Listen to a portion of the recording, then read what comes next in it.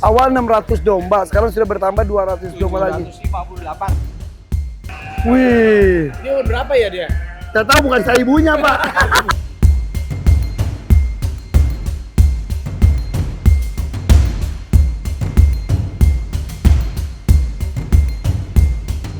Ya, kita pertama kali ini melewati lapas kategori super maksimum.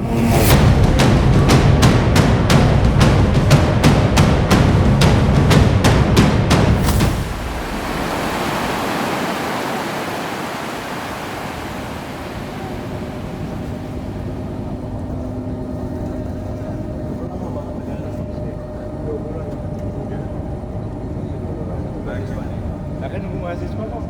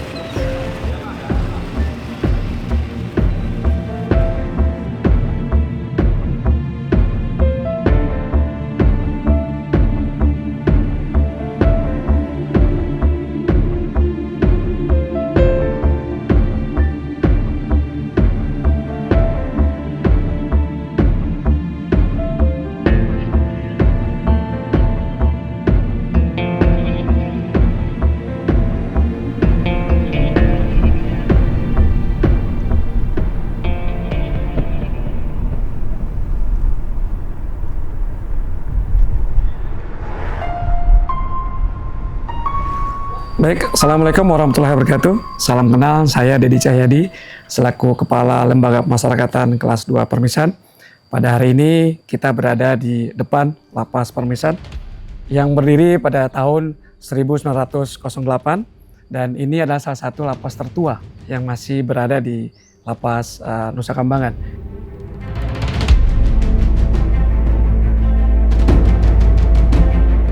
Dan kami salah satunya di sini melaksanakan kegiatan yang spesial, itu adalah kegiatan pembinaan di kegiatan kerja pembuatan batik.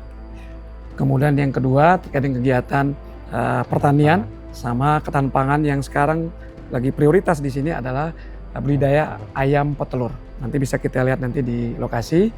Dan Lapas Permisan pada saat ini digunakan untuk mereka yang sudah medium. Baik, nanti kita akan ikuti perjalanan bagaimana kegiatan di dalam maupun di luar lapas.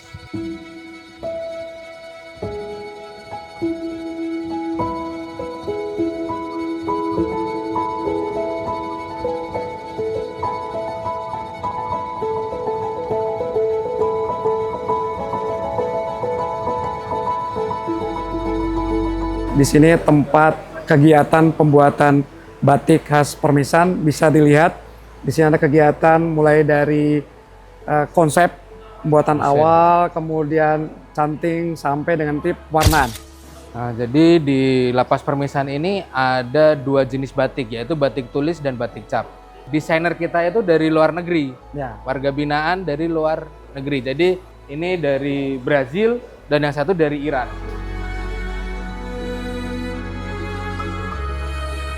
Ini dari lagi Ini motifnya apa, Paulo? Ini motif Semar. khas Nusa Kambangan juga, Jawa Tengah. Ini Semar. Semar sama, Wijaya Kusuma. oh ini bunga Di sini Wijaya ada Kusuma. Puluga dari Jawa. Ini ada gunungan. Ada wayang, Wayang, ya. Semar. Ada keris juga. Membutuhkan berapa lama proses pembuatan ini, desainnya? Tergantung desain. Contoh seperti itu. Ini yang seperti ini, berapa lama? 2 hari. Nah, dari sini, dari desain ini kita ke canting nih. Nah, ini dicanting nih di sini nih. Nah, ini dia. Ini dicanting nih, setelah digambar, dicanting menggunakan malam. Sini berapa lama Mas untuk kanting? 1 minggu? Prosesnya 1 minggu. Paling cepat 1 minggu. Paling cepat 1 minggu. Tergantung tingkat kerumitannya. Nah, dari sini Itu yang proses pewarnaan. itu ke pewarnaan.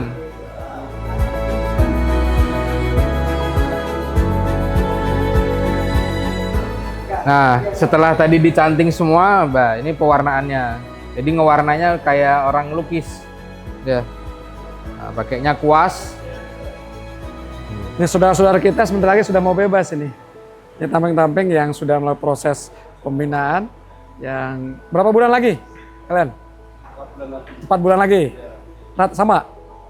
Setelah kalian mendapatkan pelatihan di sini, ada yang mau sampaikan? Saya terima kasih karena sudah dikerjakan di bidang batik. Ini sangat bisa menjadi bekal saya waktu bebas nanti, Pak. Oh ya, nanti bisa untuk bekal ketika nanti keluar dari lepas. Mau buka usaha sendiri apa butuh bantuan? Ya, mungkinan mau buka Sendiri, oh, mantap katanya. Setelah proses ini nanti dia dikunci, pewarnaannya warna ini dikunci.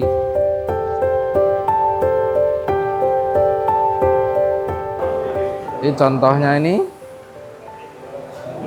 Nah, ini lagi nutup warna nih. Jadi dicanting lagi.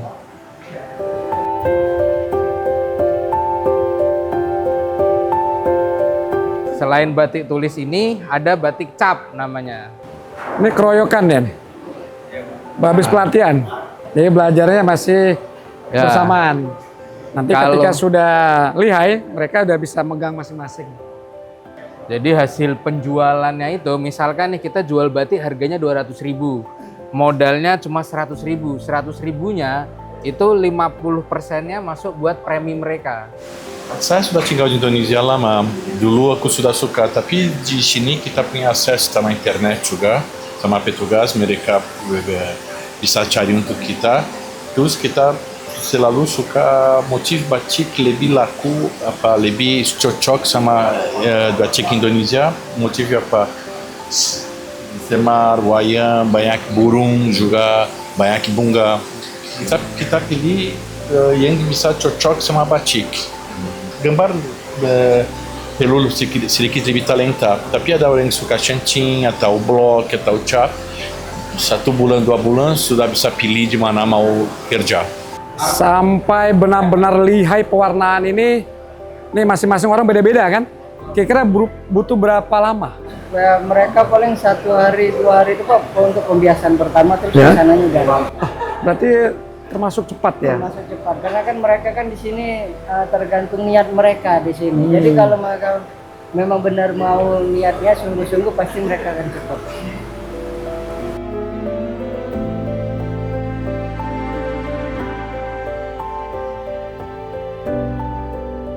Batik Nah, ini cap, batik cap. Kalau batik cap biasanya apa? Kalau rata-rata kan natural aja, maksudnya dalam arti ini kalau di sini teman-teman warga binaan ini sudah berkreasi, dia dibikin seolah-olah kayak batik tulis. Nah, jadi dibikin ada motif apa ya? Ada bentuk bedanya. ya jadi ini ada beberapa bentuk cetakan seperti di belakang ini. Dan dengan sekitar mungkin 20-30 cetakan ini bisa menghasilkan ratusan jenis model batik. Tergantung kreasi mereka ini. Ini contohnya. Ini berapa alat yang dipakai?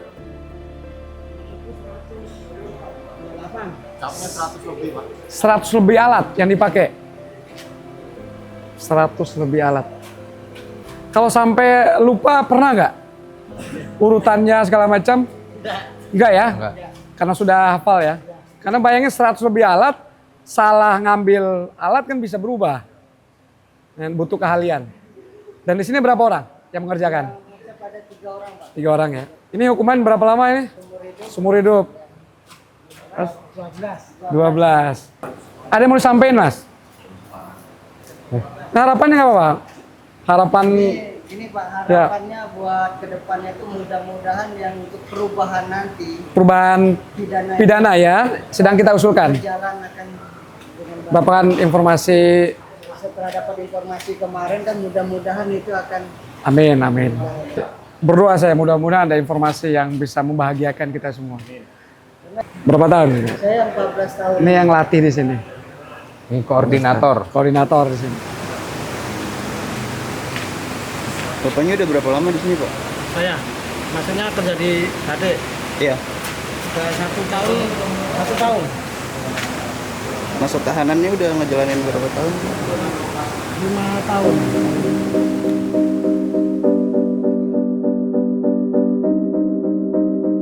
Setelah dari sini, kami akan menunjukkan satu tempat lagi terkait dengan kegiatan program pembinaannya.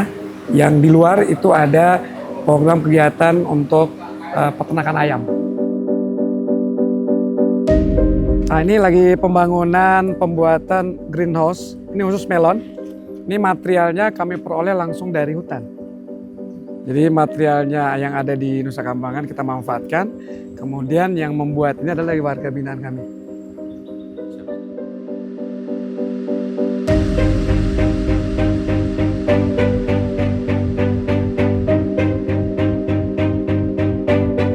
Nah, ini dulu bekas rumah sakit kusta.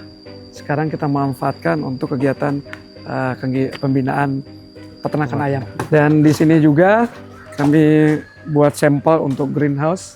Dan di sini dulu kita awali dengan budidaya ayam peternak joper untuk daging. Karena suhu dan kondisi di NK tidak memungkinkan, akhirnya kami coba ayam yang lain yang cocok di sini. Sekarang tuh ayam petelur merah dan ayam Arab. Nah, sekarang kita masuki lokasi peternakan ayam Arab.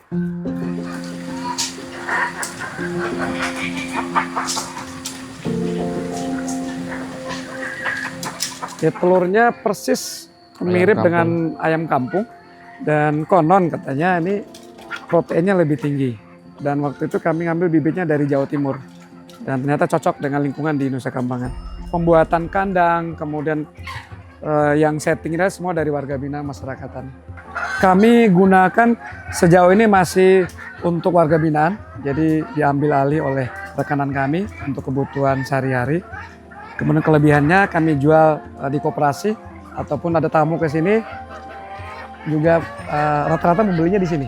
Di sini ada 2 tempat yang fokus di tangan ayam, di lapas terbuka dan di lapas permisan. Kami punya Instagram ya, Pak Reza. Di mana? Instagramnya kalau khusus batik itu ada di Batik Vermis Nusa Kambangan. Dan ada juga Instagram kami di Giaja Permisan. Kalau batik tulis itu di range dari harga 6,5 sampai yang paling mahal itu 1,5. 650.000 sampai dengan 1,5 juta. Kalau batik capnya, batik cap coletnya itu dari harga 200 sampai 500.000.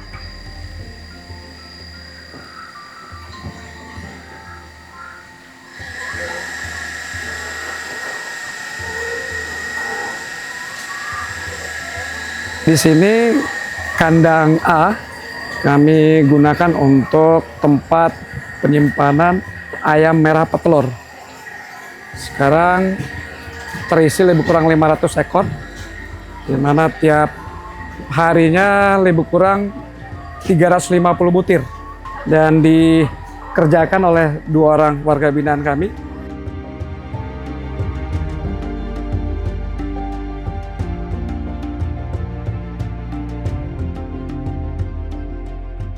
Pengambilan telur ya. Tadi pemberian pakan sudah ya. Tadi jam berapa, Mas?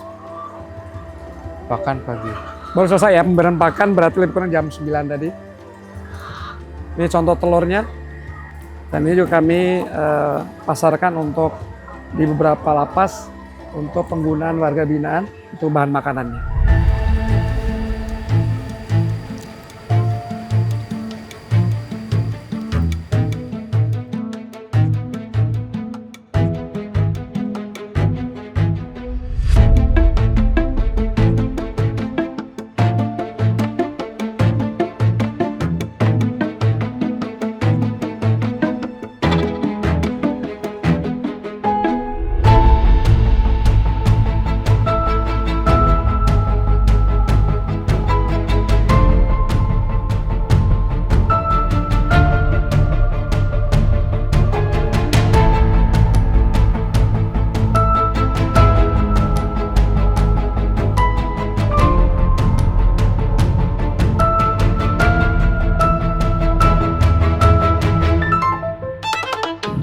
Perkenalkan, maaf, nama saya Setio Agus Nirmolo.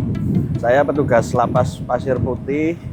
Nah, kebetulan saya di Lapas Pasir Putih sebagai Kepala Subseksi Bimbingan Kerja dan Pengelolaan Hasil Kerja.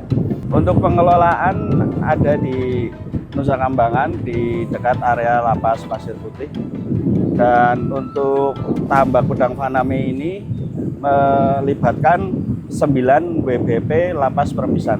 Karena di Lapas Pasir Putih kita tidak bisa mengeluarkan WBP, jadi untuk yang terlibat di tambak udang faname tersebut warga binaan Lapas Permisan.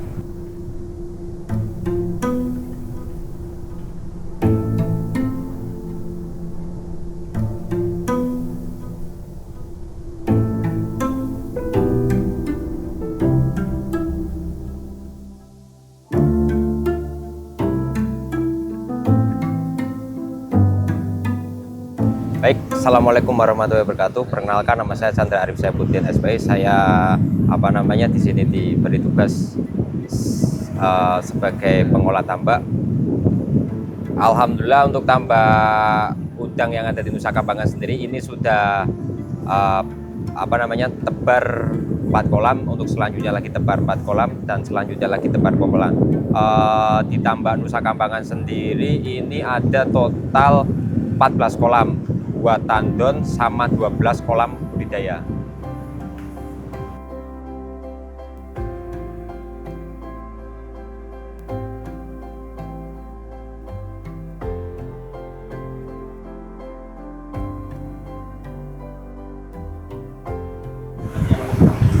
Untuk kolam sendiri kita pasang density 300 per meter, Pak. Jadi satu kolam ini tebarannya di neto itu 750.000. 750.000 itu untuk netonya. Untuk brutonya sendiri di 840.000. Sekitar alomen ada 10%. Ya, untuk udang faname sendiri itu dia itu harus hidup di salinitas 31 sama 30. Info dari pihak pengembang, hasil untuk udang faname tersebut akan diekspor. Karena kita di Lapas Pasir Putih ini cuma sebagai pengawas saja di lapangan. Iya, membantu mengawasi di lapangan di area Nusa Kambangan gitu.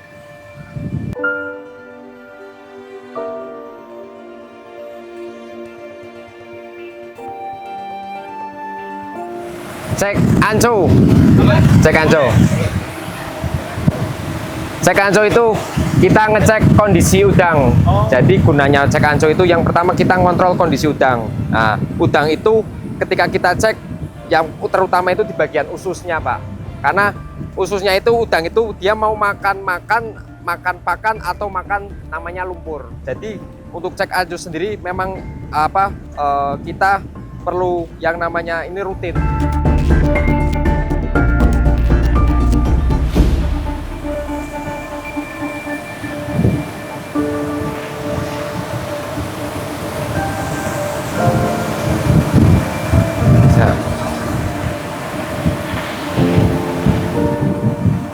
Ini udang usia 13 hari. Berapa lama sih, Pak? Untuk besarin udang sendiri itu di 120 hari sampai 130 hari. Dia bisa nyampe di bobot sekitar 33 gram atau sama di size kepala 2. Untuk kedalaman setiap kolam ini kita masih patok di 150 cm. Nanti pelan-pelan kita naikin di 2 meteran. Artinya apa? Kita harus sering lakukan yang namanya pengecekan anco ini. Cek anco sendiri untuk awal-awal kita lakukan 3 jam. Nanti umur bertambah di 2 jam, sampai umurnya bertambah lagi kita ketatin di 1 jam. Yaitu tadi untuk menghindari yang namanya overfeed. Overfeed itu adalah terlalu banyak pakan. Overfeed dan yang namanya FCR itu tidak lari, Pak. Karena FCR itu hubungannya sama kos produksi.